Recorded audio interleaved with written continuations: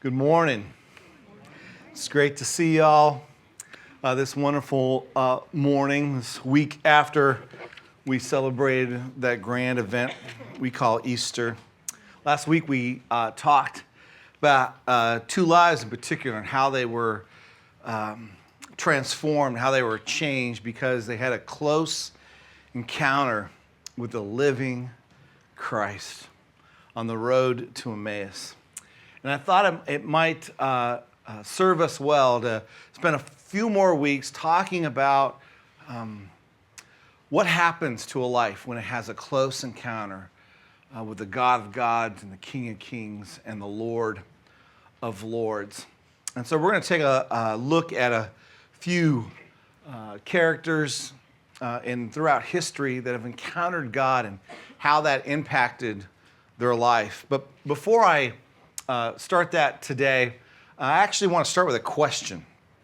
And the question is, have you ever wished for something so hard because you believe that if you just got this thing, it would change your life? All I need is this. And you wished and you wished and you wished for it. And then you got it. And when you got it, it didn't quite make the difference you thought it was. Now, I'm not saying it didn't make a difference.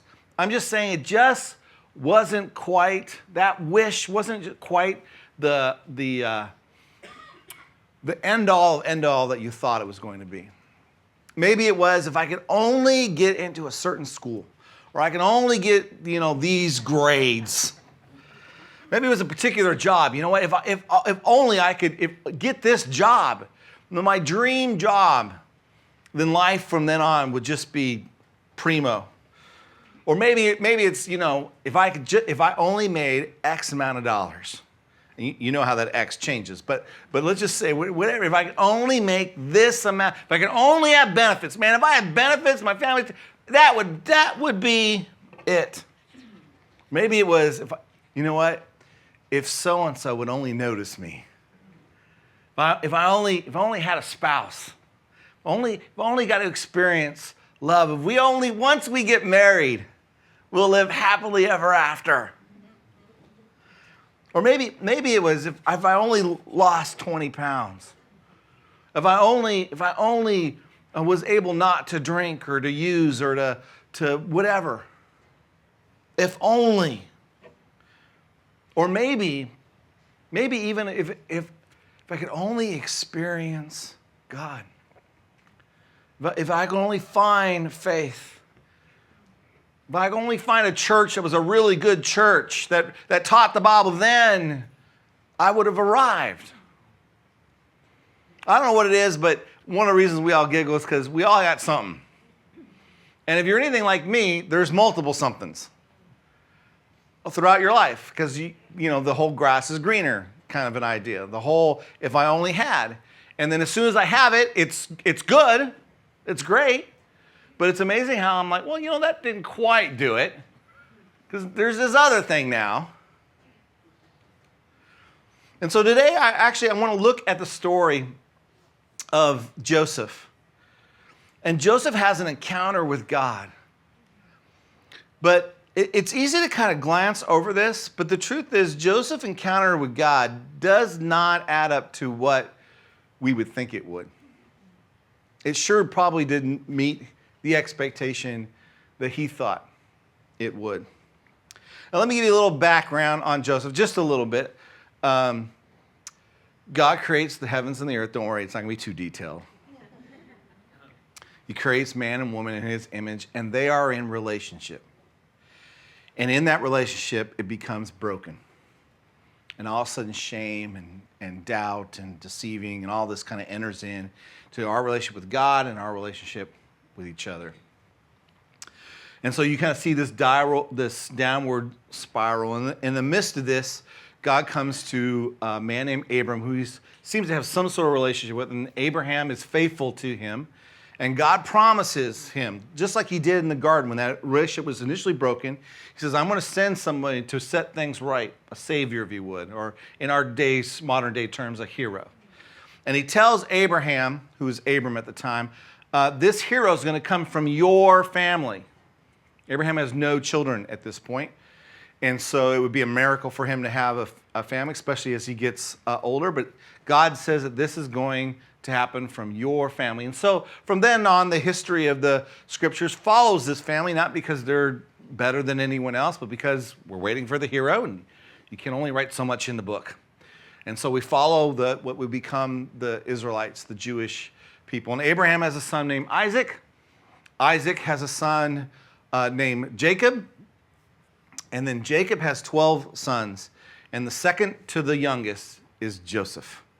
He has 2 wives, Leah and Rachel. That's a story all its own. I won't go over that. But the last 2 sons, Joseph and Benjamin, are from his true love, Rachel.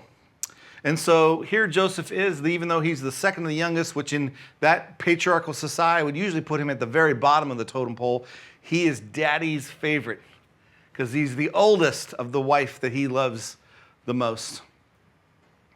And he is treated as such. Not only that, but he's a little bit of, if you would, a tattletale. In my family, I had a younger brother. We used to have this saying, if you wanted to communicate something, there was telephone, telegraph, and telebobby. Bobby was my brother's name. And if you wanted everybody to know something, you just told Bobby and everybody would know. It seems that Joseph had the same problem because it says that Joseph would go out with his brothers and he came back and he would give a full report to Daddy of all that was going on. And this did not endear him to his brothers. Nevertheless, the fact that he was Daddy's favorite. So he came off as a bit conceited. And the interesting thing is the Bible says all this in the context of saying that Joseph was 17 years old. So he wasn't a child. You know, sometimes it's forgivable when you're young and naive. And he wasn't the 17 of today, because 17 of today is still pretty young, still pretty naive. Think about 17 in this day and age is probably around a 30-year-old in terms of maturity at this day and time. And it's in the midst of this that Joseph has an encounter with God. He has 2 distinct dreams. Now, God interacts with people in multiple different ways, but one of those powerful ways that he interacts with people is through dreams. And I'm not just talking about the normal, regular, kind of weird dreams that we all have. There are certain dreams that are vivid and different. You just know they are different. You just know they have more meaning. Interesting enough, if you talk to any pastor who works, especially, let's say, in Iran right now, a lot of people are coming to know Christ. Iranian Muslims are coming to know Christ because a man who has no name visits them in a dream. And then when they find out his name, they find out it was Jesus. And God is bringing people to himself all over the world, but especially in some of those harder places. And so he comes to Joseph in a dream, and he gives him one, and he tells his brothers, and his brothers don't really appreciate it. And then he has a second dream, and we're going to read this in Genesis 37. It says, then he, being Joseph, had another dream, and he told it to his brothers. Listen, he said, I had another dream, and this time the sun and the moon and 11 stars were bowing down to me. He had 11 brothers, by the way. The first dream just had to do with the brothers. This obviously has to do with mom and dad as well, the sun and the moon. When he told his father as well, his brothers and his father rebuked him and said, what is this dream you had? Will your mother and I and your brothers actually come and bow down to the ground before you? Now his brothers were jealous of him. Mainly because Dad, even though he corrected him, also thought, I wonder if there's something to this. It says his father kept the matter in mind.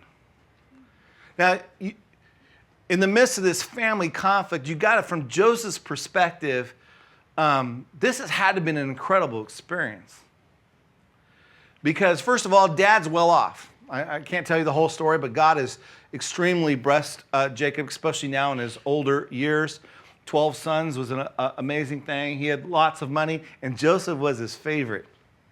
And the other thing we know, too, is the other 10, other than he and his little brother, they're always out working.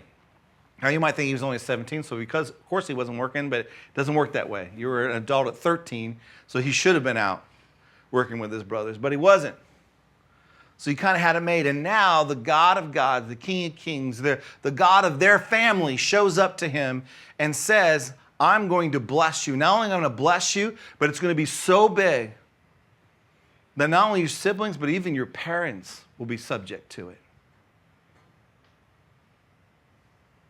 What an encounter with God. Now, if I am Joseph, I'm like, it can't get any better than this. This is better than winning the lottery.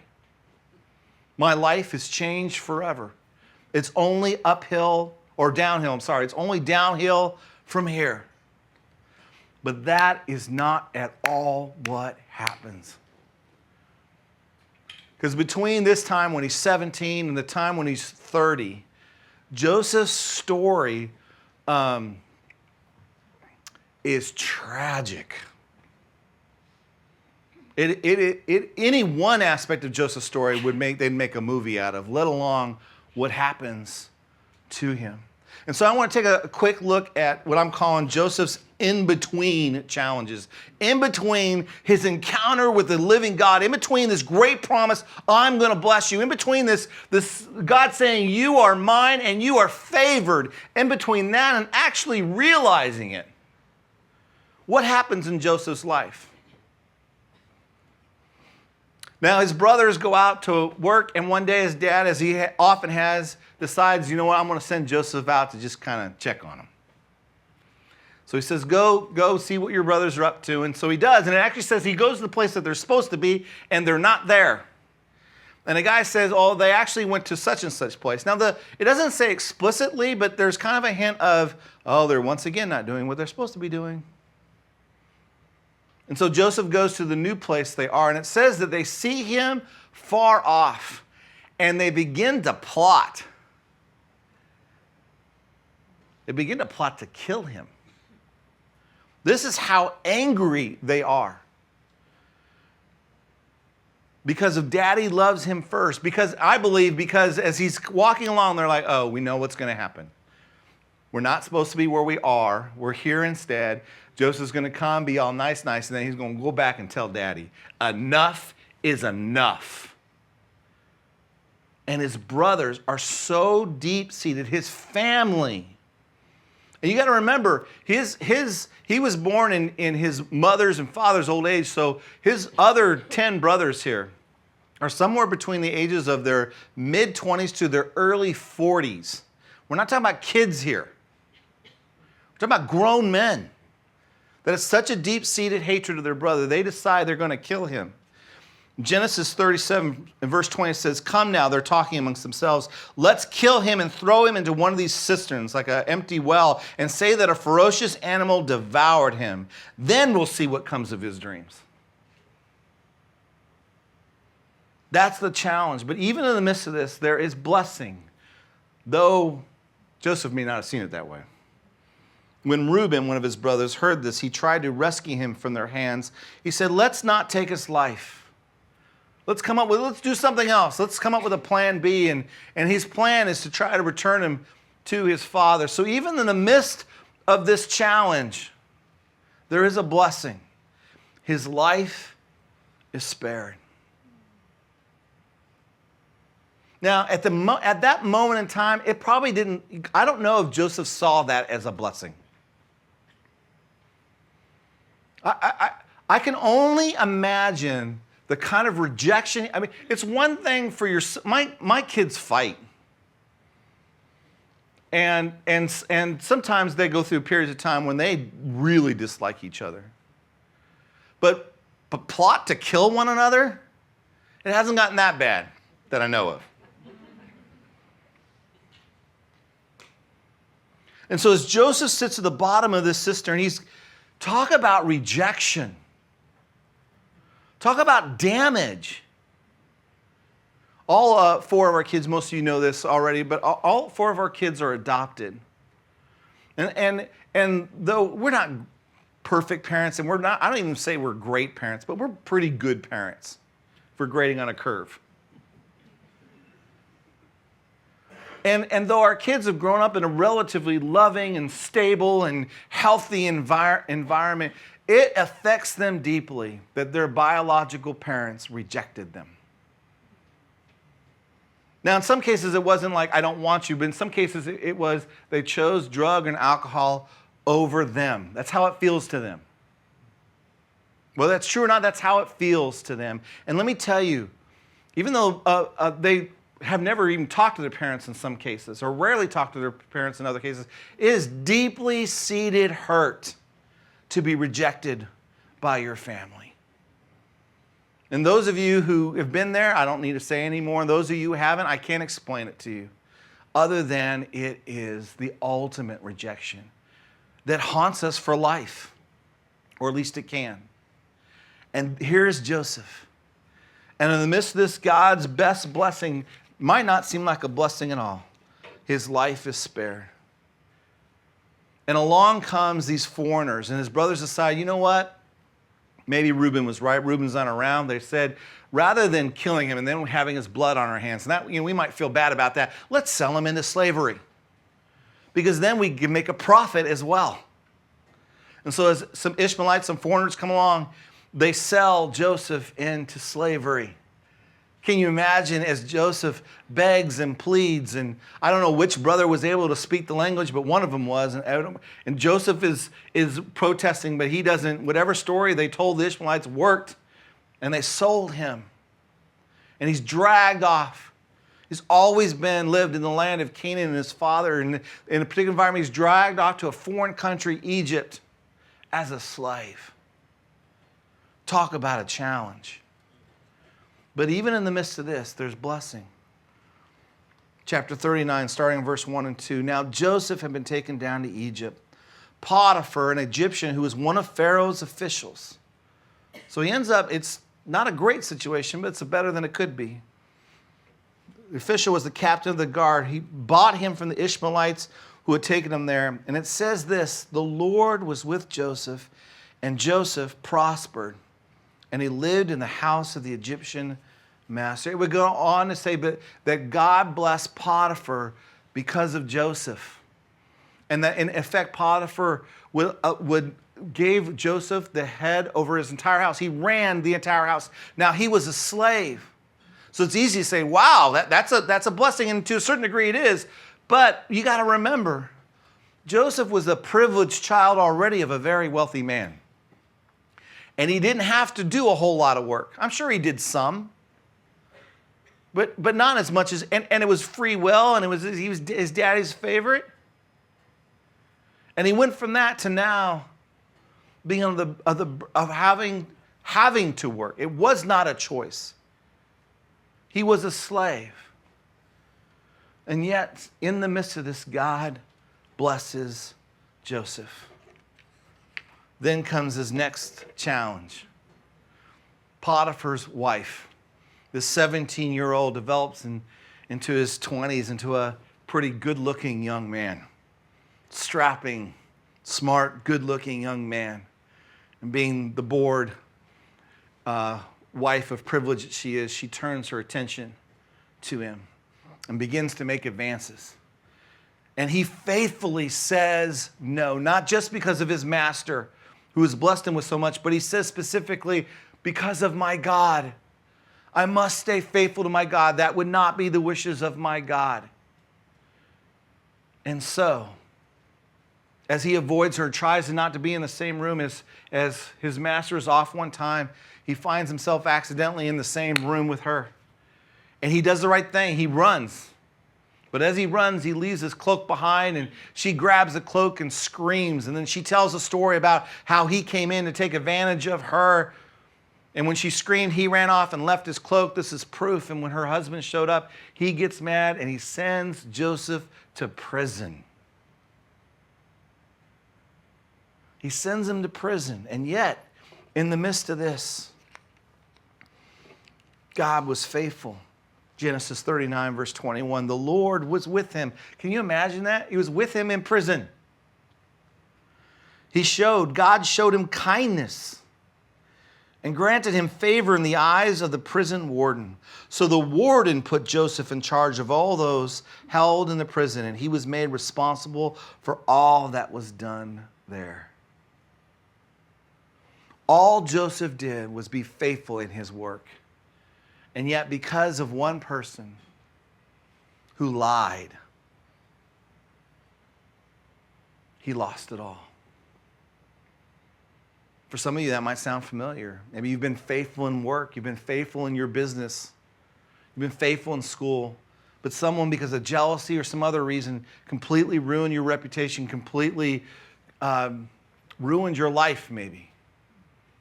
That's what happened to Joseph. Yet in the midst of this, as it seems like his life goes down, God is still there.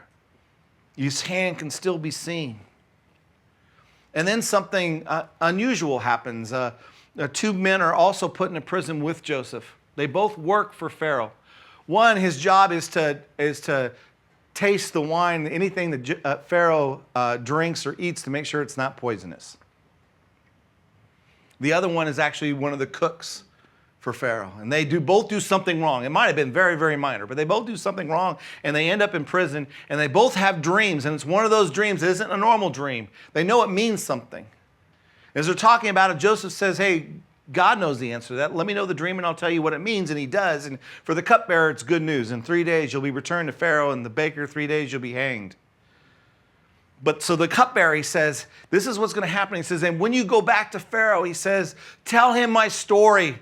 I was stolen from my home. I was put here in prison for a wrong I did not do. Please tell him my story. And here's the challenge. This man that he helps, this man that he gives the dream to, that it comes true, is restored unto Pharaoh, and he forgets. 2 years. Not a word. Have you ever loved?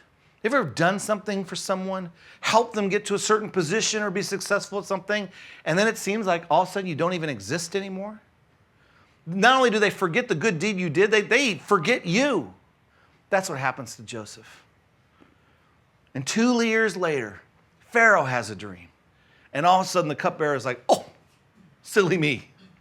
I forgot about this. In verse 14 of chapter 41, it says, after Pharaoh hears about Joseph, it says, so Pharaoh sent for Joseph, and he was quickly brought from the dungeon. When he had shaved and changed his clothes, he came before Pharaoh. Blessing. Blessing.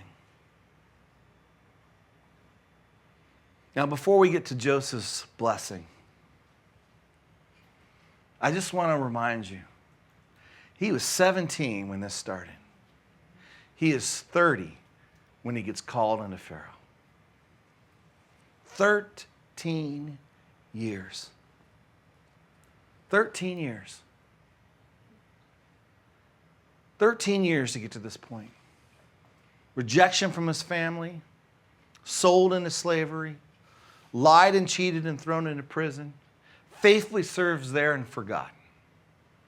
And finally, he shows up before Pharaoh. And Pharaoh tells him a dream that he had. 2 separate dreams, both also meaning the same thing. And basically, the gist of the dream is that there's going to be 7 years of blessing, of really healthy crops and animals. But then it's going to be followed by 7 years where there will be no crops. And 7 years where the animals will die because there's no food for them. That's what it means. And he tells Pharaoh, this is what's going to happen. And he says, God is letting you know because he's not going to change his mind. This will happen. Pharaoh's like, what are we going to do? And Joseph says, well, what I would do is I would save during these 7 years of plenty that's coming up. And then when that's over and there's 7 years of lean, then you have something left to live off of. It's a story maybe our government should read. And Pharaoh thinks this is a great thing. And then here it comes. Here's God's blessing. Verse 39 of chapter 41. Then Pharaoh said to Joseph, since God has made all this known to you. Notice it was God, not Joseph. There is no one so discerning and wise as you. You shall be in charge of my palace, and all my people are to submit to your orders. Only with respect to the throne will I be greater than you. So Pharaoh said to Joseph, I hereby put you in charge of the whole land of Egypt. Then Pharaoh took his signet ring from his finger, and he put it on Joseph's finger. He dressed him in robes of fine linen, and he put a gold chain around his neck. He had him ride in a chariot as his second in command, and then men shouted before him, make way! Thus he put him in charge of the whole land of Egypt. It was a glorious sight. All of us would have attended the Joseph, conference that he gave and how to live a blessed life because of all that was going on. Who wouldn't be like Joseph? The problem is in order to get from where he was, from where he used to be, was 13 years that nobody would have wanted to live. Nobody would have wanted to live that.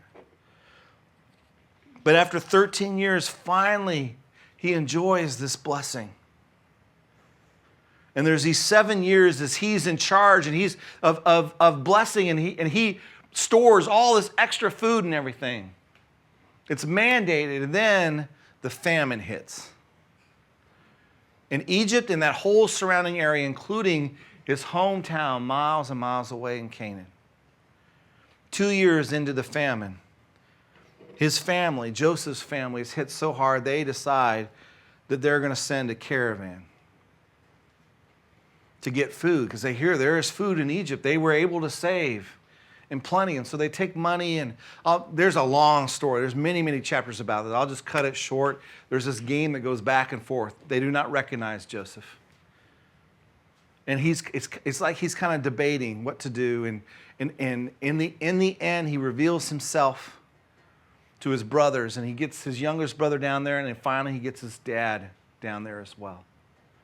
And because he is favored among Pharaoh, Pharaoh says, bring the whole family. And they give them a choice piece of land for their crops and for their animals outside of the main area of Egypt that's very, very abundant. And the family begins to settle there. All because Joseph is second in command. And in essence, now, right, it was 13 years when he's finally called upon by Pharaoh to be second in command. But it's another 9 years before he sees his family. So 22 years after God's promise, it's realized where his family comes, and they're subjugated to him because he's the second command over all the land. 22 years. It's important, I think, here to see Joseph's perspective on all this. How does Joseph process this? Now, first of all, I'll tell you this. When he was talking to the cupbearer, this is how he described his situation. He says in Genesis 40, verse 15, he says, "For I was forcibly carried off from the land of the Hebrews. Even here I have done nothing to deserve being put in a dungeon." He understands, he does not like the situation that he was in. And then what happens is his father dies. Imagine all families, all of his brothers and his dad come down. By the way, he lost his mom when he was a young kid. And they all come down, and they're all established here, and things seem to be fine. But his brothers freak out when daddy dies, because they believe Joseph's only been good to them for his father's sake. And now that dad is done, Joseph is going to get his revenge. And who's going to stop him? He's second in command, and they're foreigners in a foreign land. And so the Greek word, or the Hebrew word in this case, is not freak out, but trust me, they freak out. And they kind of pleadingly, send messages to Joseph saying, please, please, we're sorry, we're sorry, we're sorry. And Joseph kind of calls them to himself. In chapter 50, verse 20, it says this. It says, this is Joseph talking to his brothers, "You intended to harm me, but God intended it for good, to accomplish what is now being done, the saving of many lives." So first of all, Joseph understands. He says, you intended it to harm. He doesn't sugarcoat it. He doesn't say, oh, it wasn't that bad. He didn't say, oh, you didn't really mean it. You were young. No, he calls it the way it is. Yes, you're right. You intended to do me harm. By now, they've heard the story. They know not only did they sell him to slavery, but they know what happened, that he ended up in prison. They know the whole thing, and they know they're the ones to blame. And Joseph says, you're the ones to blame. You intended harm. Now it's noteworthy because if I was at the bottom of that cistern, I'd be mad at my brothers, but I also have words with God. If I was the one sold into slavery, I'd be mad at the Ishmaelites. I'd be mad at my slave owner, but I would be ticked at God. If I was the one who faithfully served God and then was betrayed and lied about by the master's wife who I served so faithfully, I would be mad at her, but I would be really mad at God. But if I was faithful to him, even in prison, and I interpreted a dream that he showed me, and that I saw a way out, and then that person doesn't even remember me, I would be livid with God. And yet, what's Joseph's perspective? He says, you intended harm, but what? God's intention was to turn the harm to good. He doesn't blame God, blame God, blame God, blame God.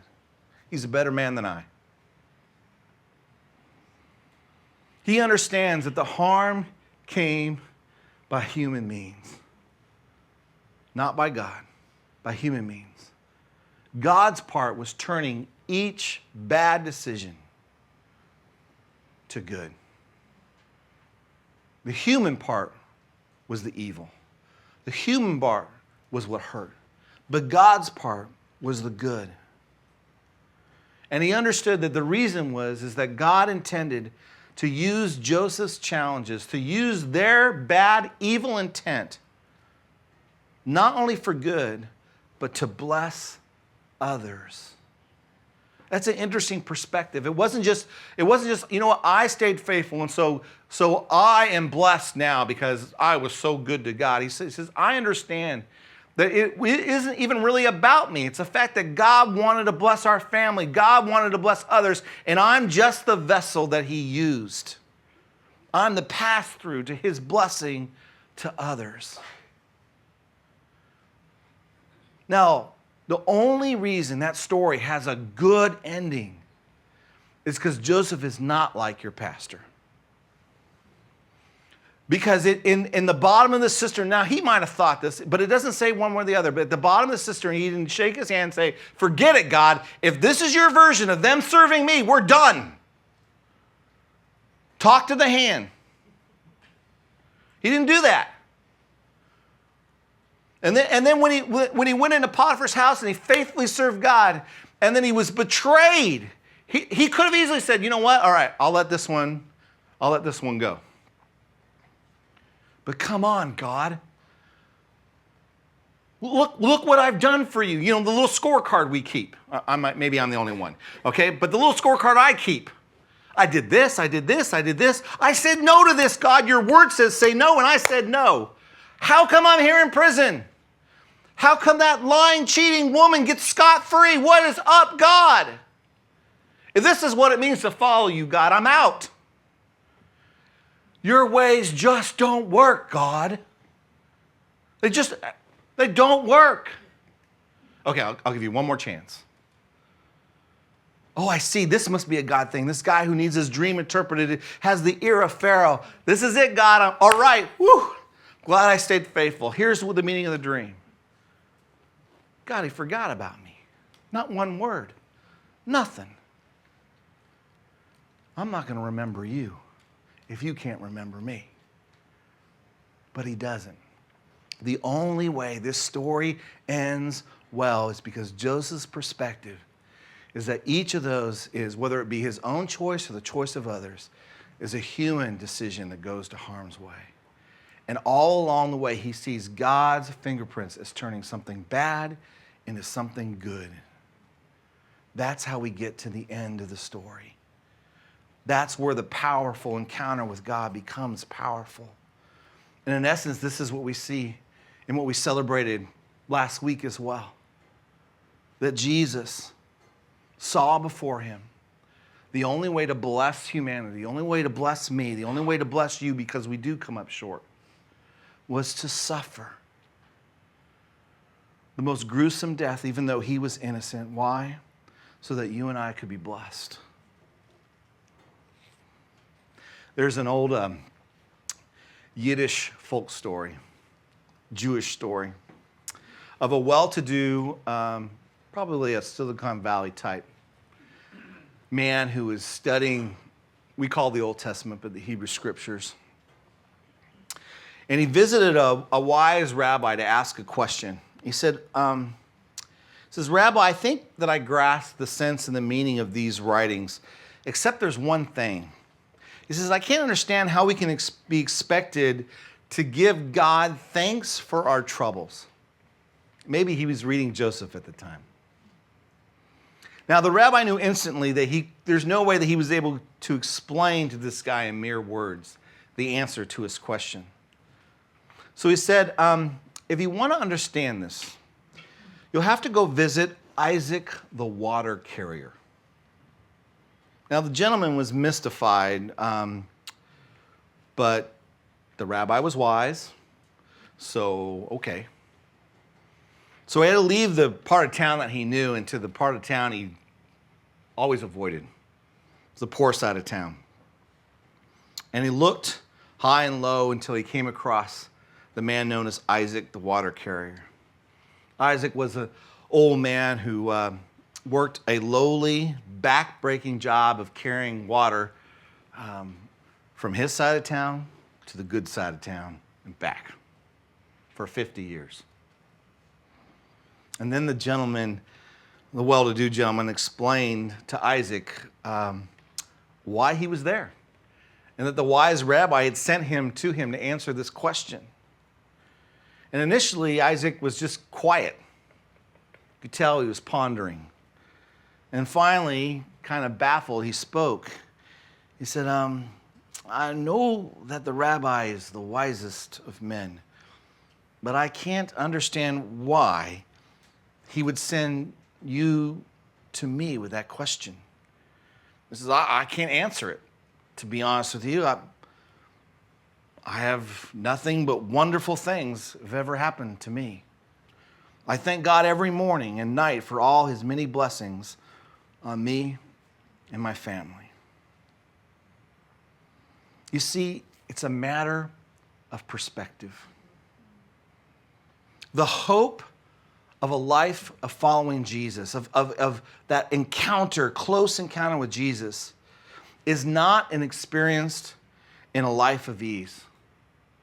It was Theodore Roosevelt, I believe, who said, he says, I've yet to meet a man whose name is worth remembering who lived a life of ease.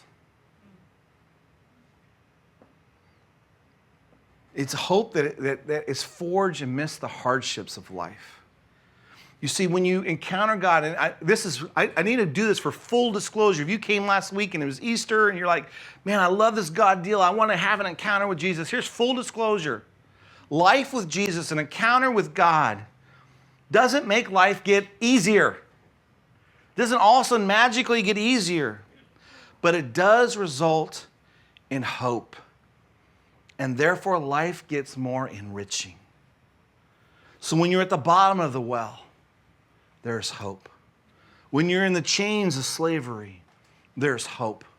When you're a victim of lying and just outright trying to destroy who you are, though you don't deserve it, there is hope.